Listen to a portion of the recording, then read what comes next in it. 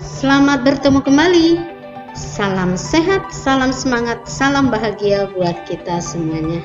Nah, sekarang kita belajar bahasa Indonesia, yaitu dengan tema merawat hewan dan tumbuhan, dan subtema tumbuhan di sekitarku dan merawat tumbuhan.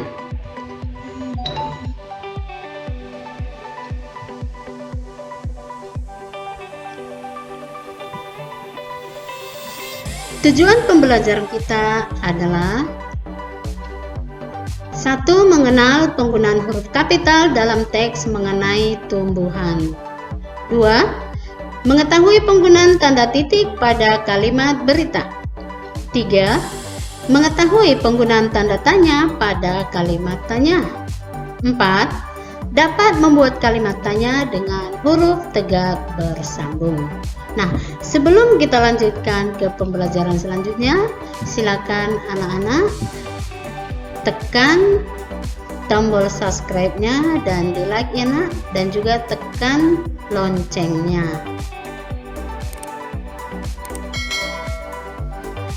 Nah, sekarang kita belajar tentang tumbuhan di sekitarku.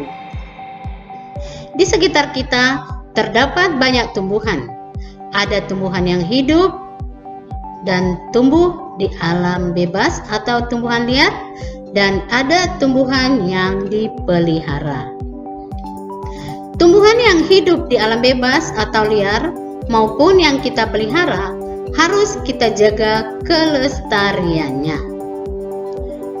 Sekarang kita beranjak ke bagian-bagian tumbuhan. Bagian-bagian tumbuhan adalah akar, batang, daun, bunga, buah, dan biji. Nah, seperti gambar di atas ini. Nah, dan setiap bagian tumbuhan itu ada fungsinya. Seperti akar pada tumbuhan berfungsi untuk menyerap air dan zat hara, menguatkan atau mengokohkan berdirinya tumbuhan, tempat menyimpan cadangan makanan, dan daun merupakan bagian tumbuhan yang digunakan sebagai tempat pembuatan makanan atau disebut juga fotosintesis. Nah, daun juga banyak jenisnya, disebut juga dengan jenis-jenis tulang daun. Ada yang melengkung, menjari, sejajar, dan menyirip. Contoh-contoh jenis-jenis tulang daun ini seperti daun melengkung yaitu daun sirih, menjari yaitu daun singkong dan daun pepaya, sejajar yaitu daun padi, daun jagung, daun kelapa, menyirip daun mangga, daun jeruk, daun nangka, dan lain-lain. Tumbuhan sangat bermanfaat bagi manusia, dan manfaat-manfaat tumbuhan adalah sebagai berikut. 1. Sumber bahan makanan, yaitu terdapat pada padi, jagung, sayuran, buah-buahan, dan lain-lain. Sumber obat-obatan terdapat pada jahe, kunyit, temulawak, daun sirih, dan lain-lain. Dan sebagai hiasan adalah bunga mawar, bunga melati, anggrek, dan lain-lain. Dan sebagai peneduh adalah pohon. Nah, tumbuhan juga harus dirawat. Dan di sini kita akan belajar tentang merawat tumbuhan dan akibatnya. Cara merawat tumbuhan adalah dengan cara menyiram tiap hari, memberi pupuk secukupnya, membersihkan tanaman pengganggu atau gulma, menggemburkan tanahnya. Jika tumbuhan dirawat dengan baik, pasti akan tumbuh subur dan berbuah. Tapi kalau kita tidak rawat dengan baik, maka akibatnya adalah tumbuhan akan menjadi layu, tidak berbuah, dan mati. Nah, kita juga akan belajar tentang laporan pengamatan. Laporan pengamatan adalah laporan yang dibuat berdasarkan pengamatan atau kunjungan ke suatu tempat. Laporan pengamatan dibuat setelah pengamatan selesai dilakukan. Hal-hal yang harus ada dalam laporan pengamatan antara lain adalah nama pengamatan, objek atau benda yang diamati, lokasi atau tempat pengamatan, hari dan tanggal pengamatan, dan yang terakhir adalah hasil pengamatan.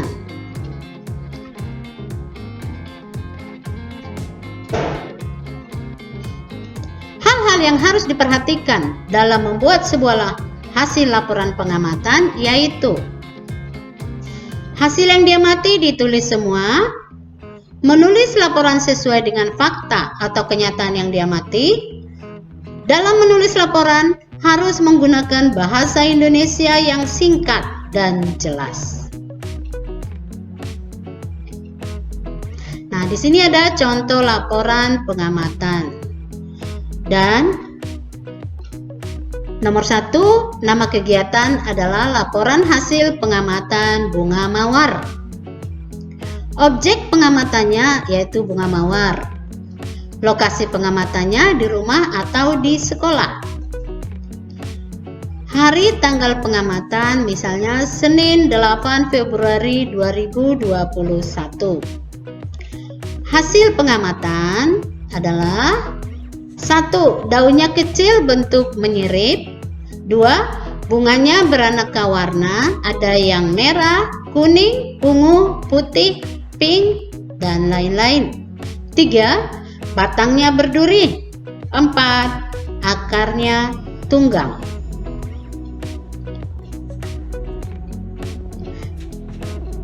Sekarang kita berlanjut ke pemakaian huruf besar dan tanda titik. Pemakaian huruf besar selain di awal kalimat, nama orang, nama daerah, nama bulan, dan hari dipakai juga untuk judul karangan, kecuali kata sambung di, ke, dari, dan yang untuk. Contohnya, senja di pantai Kuta. Itu kata di-nya itu D itu huruf kecil. 2. Di pematang sawah. 3. Hewan di sekitarku. Kata D-nya atau huruf D-nya itu huruf kecil. Pemakaian tanda titik selain untuk kalimat berita digunakan juga untuk memisahkan angka jam, menit, dan detik.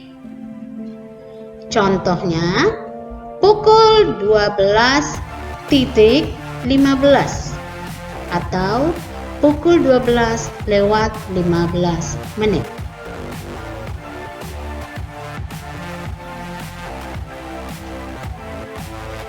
Sekian dan terima kasih. Semoga bermanfaat. Sampai bertemu kembali. Salam sehat, salam semangat, salam bahagia.